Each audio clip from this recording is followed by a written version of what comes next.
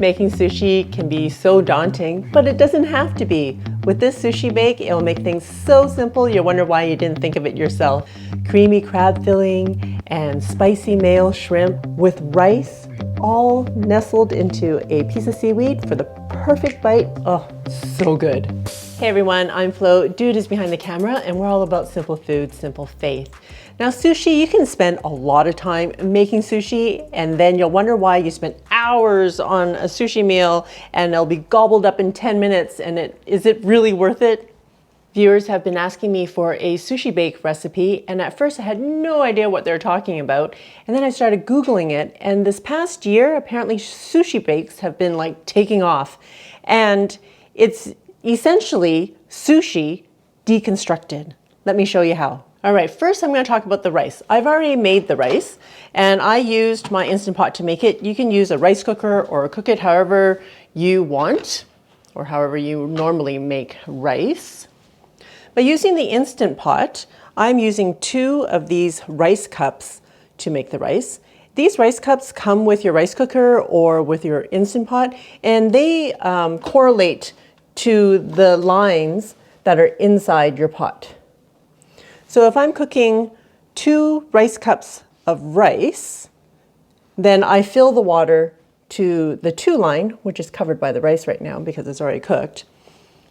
But essentially, it's equal parts water to rice. So the 2 line, if you fill it with water, 2 of these, on top of the rice that's in there, it will bring the water up to the 2 line. And if you don't believe me, you can check it out yourself. I'm using Japanese rice, which is a short grain rice, not like jasmine, which is long grain, but you can use jasmine in a pinch if you needed to. I just really like the texture of the short grain. It's a little bit more chewy, I guess, than jasmine rice, but in any case, it's sushi rice. But what we need to do is season it. What makes sushi rice so yummy is the rice vinegar.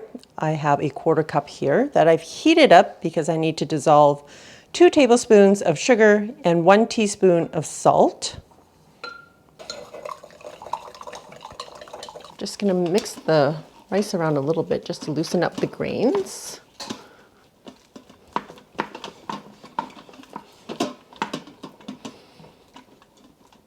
Okay, we're gonna add the seasoning right into the rice. And mix it up. Once the vinegar mixture has been absorbed into the rice, making sure that each grain is covered in dressing, seasoning, we're gonna pour it out onto our 9x13 pan. I'm gonna spread it out evenly on the pan. Now, one thing about sushi making that I have a really hard time with is making sure that the rice is a flat layer on each piece of seaweed. I don't know how they do it. They're pros, honey. I suppose so. I'm not a pro because you all know I can't be bothered with a lot of things. You just want to spread the sushi rice out onto your pan. Make an even layer.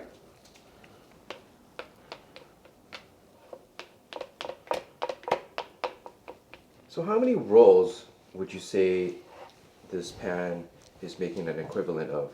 Oh, I don't know, maybe like 10? Yeah.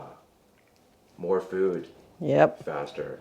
Okay, then we're going to sprinkle some furikake on it, and that's essentially seaweed bits and roasted sesame and other seasonings in it. I'm going to say about a tablespoon. And sometimes I just sprinkle this straight on my Japanese rice. Oh, you can use more or less, or not at all if you like. No rules here, guys. Use what you like. Don't use what you don't like. That's too much freedom, Flo. I have about 1/2 pound of shrimp that I have already taken the shells off, rinsed them, and patted them dry. I'm just going to cut them up into smaller pieces.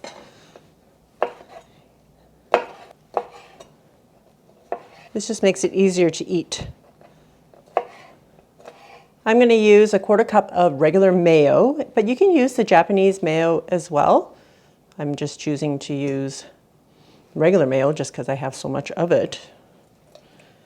I'm using a 1/4 cup of mayo and 2 tablespoons of sriracha.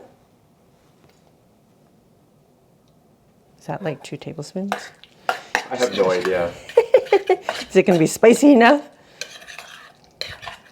All right, just stir this up. Also adding a pinch of salt.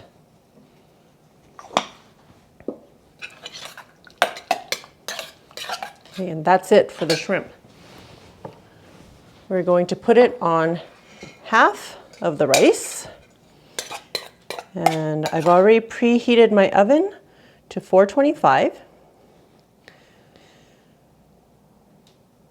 Smelling good Oh already. my goodness, it smells so good already. Because the shrimp is raw, we want it to cook, so I'm going to put this in to my oven for about 10 minutes, making sure that the shrimp is just about cooked through. I'll be right back. Okay, we have 2 green onions that I'm just going to chop up.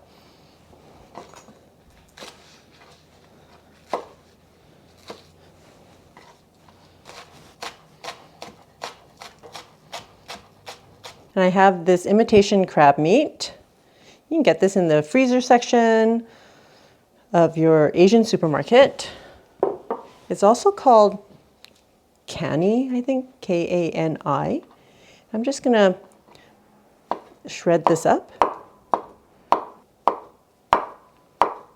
Okay, I have 8 sticks of this. They always come in this size too. Actually, there's other crab meat that you can get that is more chunky. I guess that maybe makes it look more like crab. I don't know. I'm gonna try to shred this into strips. It's essentially just fish. It's not, it's still seafood. Okay, that's about, I don't know, 1.5 cups of crab meat. And I'm going to use about 1/3 cup of mayo. Add my pinch of salt now. And about half of the green onions.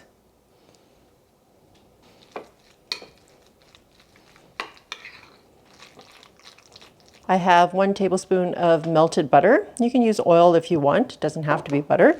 I'm going to add 1 cup of Japanese style panko, which essentially is a breadcrumb. Just going to mix this up. Butter and panko, oh yeah. Yep, and don't forget to season. Just add a pinch of salt.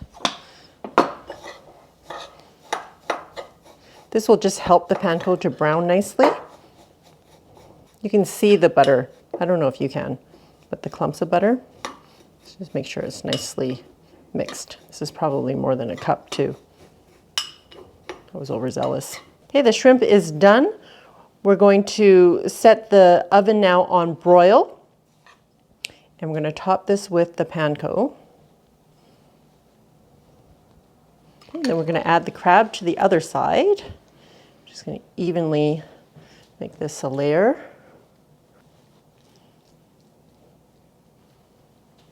Okay, and I'm just going to top it with some Japanese mayo.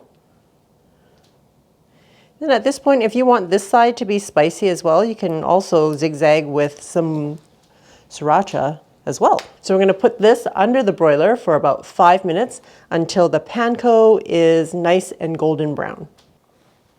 So while the sushi bake is under the broiler, I'm slicing up an avocado.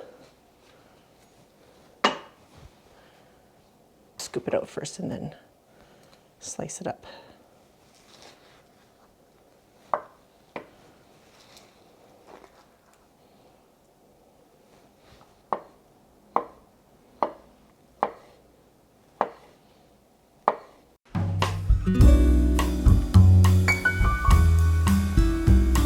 Right, we're just going to top with the avocado on the crab side, because this is essentially a California roll. I'm trying to make it look pretty, but it's not cooperating. Okay, and we're going to top everything with the green onions. I've got 2 tablespoons of tobiko, which is essentially a fish roe, and you can find this in the freezer section of your Asian markets. It comes in a little container about that big.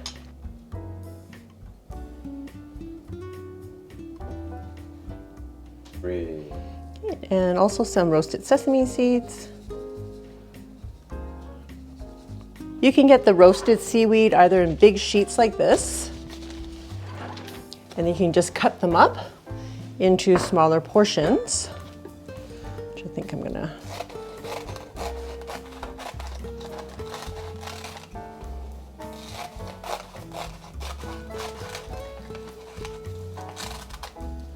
People can just use one sheet at a time, put some filling on top, and I know you all are waiting for.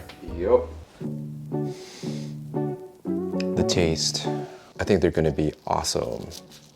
So here, Flo assembled this for me, and she was very generous with her toppings.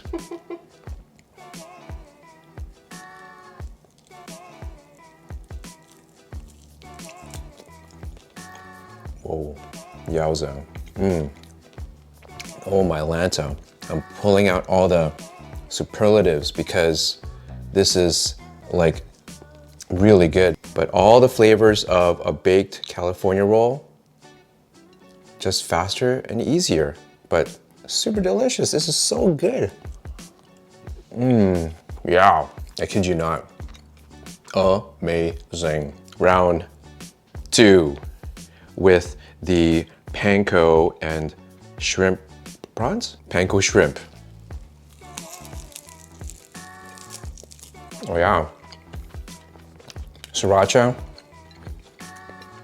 Perfectly seasoned rice. Don't forget the panko. Seaweed, so simple, yet I've been talking about delivery systems, vehicles. Seaweed, nori, yes. Good. It's got all the elements. These 2 sides. You got the salt, acid, fat, and the heat. Good. For other variations, just think of all the sushi that you love deconstructed and see what you come up with. Check out my other Japanese recipes, and I will see you over there.